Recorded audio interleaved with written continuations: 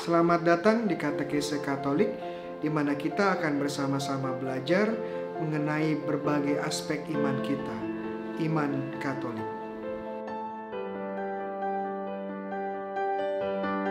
Shalom, teman-teman terkasih dalam Kristus, saya Romo Bayu OP.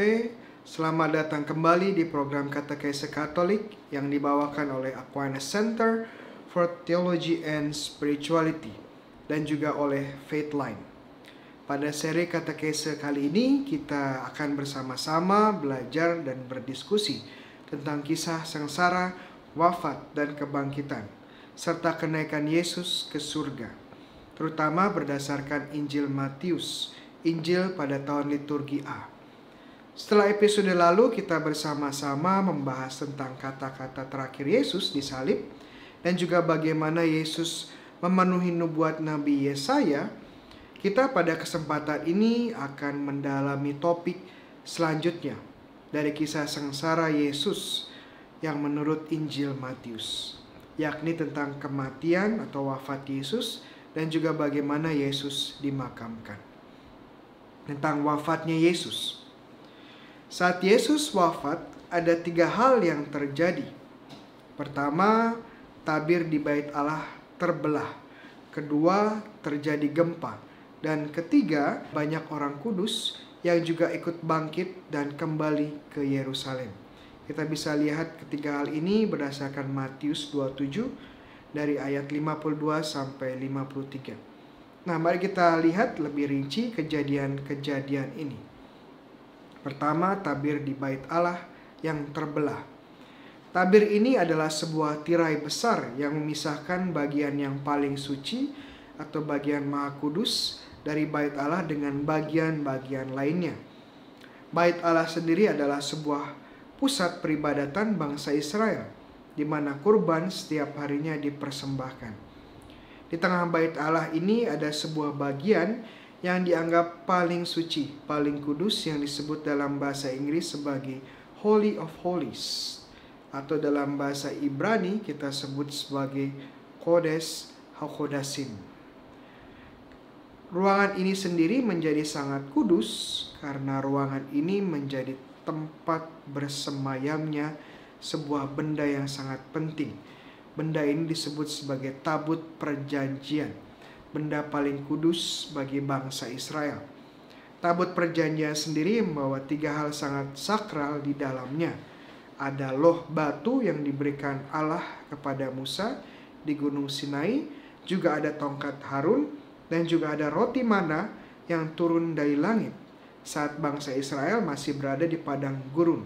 Bisa dilihat di surat kepada orang Ibrani bab 9 ayat 4. Tabut perjanjian ini tidak hanya sangat penting karena mengandung 3 benda sangat berharga bagi bangsa Israel, tetapi di sini juga Tuhan menemui dan berbicara kepada umatnya.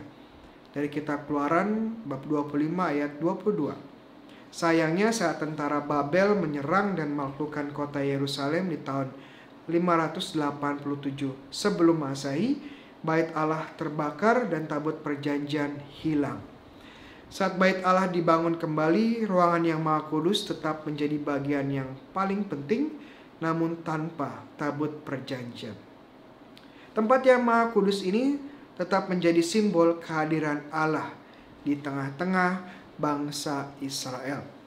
Dan hanya imam agung yang boleh diizinkan masuk ke tempat tersebut. Setiap tahunnya hanya sekali, yakni pada hari raya perdamaian. Bisa dilihat di kitab Imamat bab 16. Saat Yesus wafat, tabir yang memisahkan antara ruangan yang Maha Kudus, ruangan yang paling suci, dan bagian lainnya terbelah. Dan Matius secara spesifik menyatakan bahwa tabir ini terbelah dari atas ke bawah, menandakan bahwa robeknya tabir ini bukan karena tindakan manusia, tetapi karena karya Allah sendiri. Terbelahnya tabir bait Allah menjadi sebuah tanda bahwa kekudusan Allah yang dulu tidak dapat dijangkau oleh manusia yang berdosa, kini menjadi terbuka dan bahkan merangkul dan menguduskan manusia. Ini terjadi karena Yesus memberikan dirinya disalib. terjadinya gempa dan tanda alam yang lain saat Yesus disalib. Ini adalah tanda kedua yang Matius berikan. Matius mengatakan bahwa kegelapan menyelimuti bumi, dan saat Yesus wafat terjadi gempa bumi, bebatuan terbelah dan makam-makam terbuka. Ini menjadi sebuah tanda bahwa penderitaan dan kematian Yesus juga mempengaruhi alam semesta. Santo Siprianus, seorang bapa gereja, mengatakan bahwa kejadian luar biasa ini menjadi tanda dari alam semesta yang ikut menderita dan berduka saat Sang Penciptanya wafat. Tanda-tanda alam ini menjadi pemenuhan dari nubuat Nabi Amos yang berbicara tentang hari penghakiman, karena seorang anak tunggal telah wafat. Nabi Amos berkata, "Tidakkah akan gemetar bumi karena hal itu, sehingga setiap penduduknya berkabung? Tidakkah itu seluruhnya akan naik seperti sungai Nil, diombang-ambingkan, dan surut seperti sungai Mesir? Pada hari itu akan terjadi demikianlah firman Tuhan Allah. Aku akan membuat matahari terbenam di siang hari dan membuat bumi gelap. Pada saat hari cerah, aku akan mengubah perayaan-perayaan menjadi perkabungan, dan segala nyanyianmu menjadi ratapan. Aku akan mengenakan kain kabung dan pada setiap pinggang, dan menjadikan gundul setiap kepala. Aku akan membuatnya sebagai perkabungan karena kematian anak tunggal, sehingga akhirnya menjadi seperti hari pahit dan pedih." Dari Nubuat Amos bab 8 ayat 8 sampai 10. Kemudian tanda ketiga adalah banyak orang kudus bangkit dan masuk ke kota Yerusalem. Kejadian ini hanya muncul di Matius, dan Matius tidak memberikan kita banyak informasi tentang kejadian ini. Kita tidak tahu siapa yang bangkit dan untuk tujuan apa. Setidaknya ada dua teori yang menjelaskan kondisi kebangkitan para kudus ini. Yang pertama, mereka bangkit tapi kemudian akan wafat lagi. Ini seperti nasib Lazarus yang dibangkitkan dari kubur dan kemudian hidup seperti biasa lagi dengan saudari-saudarinya, yaitu Marta dan Maria di Betania. Teori kedua adalah mereka akan bangkit dan untuk hidup selamanya. Kebangkitan ini adalah kebangkitan kekal seperti halnya yang dialami Yesus sendiri. Mereka menampakkan diri kepada orang Yerusalem bukan untuk tinggal bersama mereka, tetapi mereka ingin berikan kabar gembira bahwa kebangkitan badan adalah nyata. Dan ini dialami juga oleh orang-orang kudus. Kita akan mendalami kisah penyaliban Yesus yang berakhir dengan seorang perwira Romawi, tepatnya seorang senturion, yang setelah merasakan dan melihat fenomena alam yang terjadi mengakui bahwa Yesus adalah putra Allah. Senturion adalah perwira yang memimpin sekitar 100-80 prajurit Romawi atau legioner. Sebagai perwira yang mengawasi proses penyaliban Yesus, di Injil Matius dia menjadi seorang bukan Yahudi pertama yang mengakui identitas Yesus sebagai putra Allah. Paus Benedictus dalam bukunya Jesus of Nazareth menulis bahwa di kaki salib gereja bagi bangsa-bangsa muncul. Melalui dari salib, Tuhan mengumpulkan manusia untuk membentuk komunitas baru, gereja sedunia. Melalui putra yang menderita, mereka mengenali Allah yang benar. Dari bukunya Jesus of Nazareth, bagian kedua. Dan tentunya bagian akhir dari kisah sengsara Yesus adalah tubuh Yesus diambil dan dikubur. Ada seorang murid Yesus yang bernama Yusuf berasal dari Arimatea.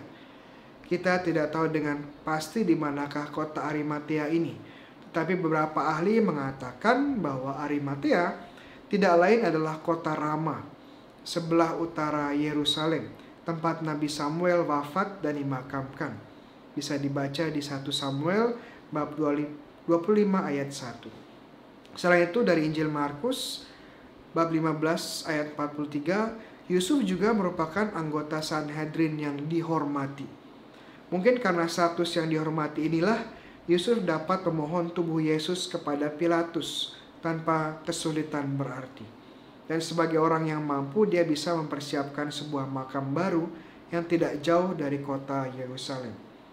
Dengan meminta tubuh Yesus, Yusuf membuka identitasnya bahwa ia adalah pengikut Kristus.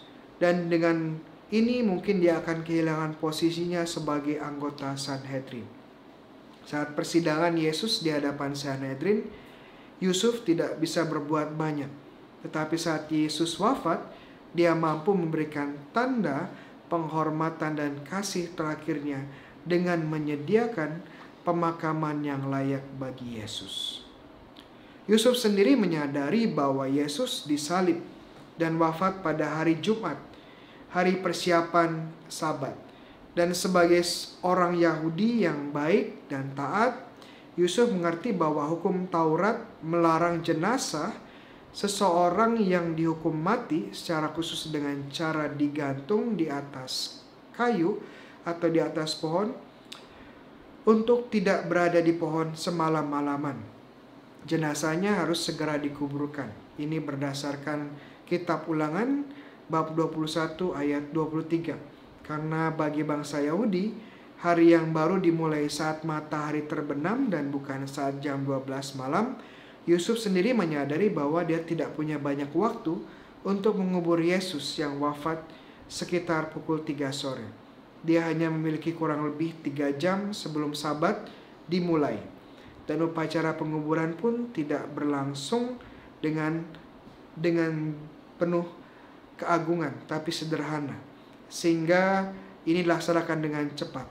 Dan Yusuf juga tahu bahwa pada hari Sabat tidak diperkenankan pemakaman terjadi. Dia pun mengerti bahwa saat dia menyentuh jenazah Yesus, dia akan menjadi najis. Setidaknya selama 7 hari. Kita bisa lihat di kitab Bilangan 19 ayat 11.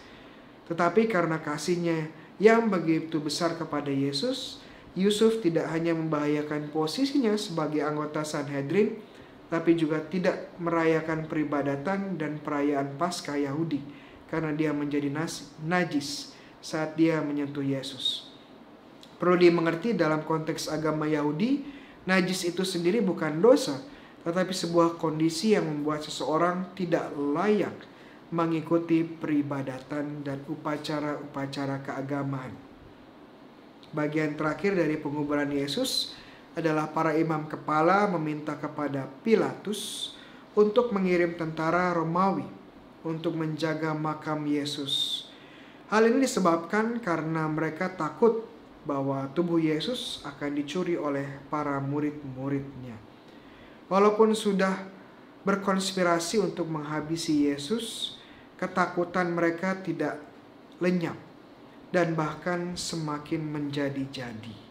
Bahkan mereka menyadari bahwa mereka telah menjadi instrumen penggenapan dari nubuat Yesus sendiri, bahwa anak manusia akan diserahkan kepada imam-imam kepala dan ahli-ahli Taurat, dan mereka akan menjatuhi dia hukuman mati, dan mereka akan menyerahkan dia kepada bangsa-bangsa yang tidak mengenal Allah, supaya ia diolok-olok, disesah, dan disalibkan.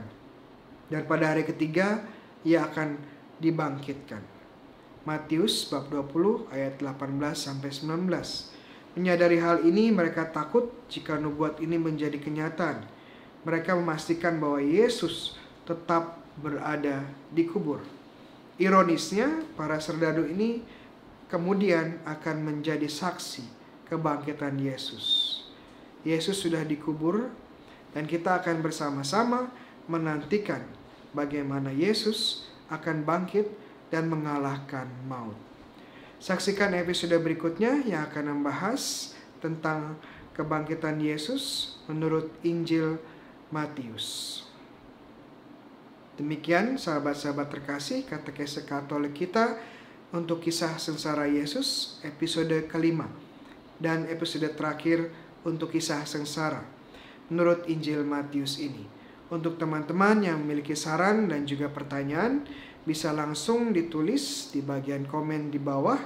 Dan jangan lupa untuk like dan subscribe YouTube account ini dan juga follow akun IG kita supaya mendapatkan katekese berikutnya. Tuhan sertamu, kita semua diberkati oleh Allah yang Maha Kuasa, Bapa, Putra, dan Roh Kudus. Amin.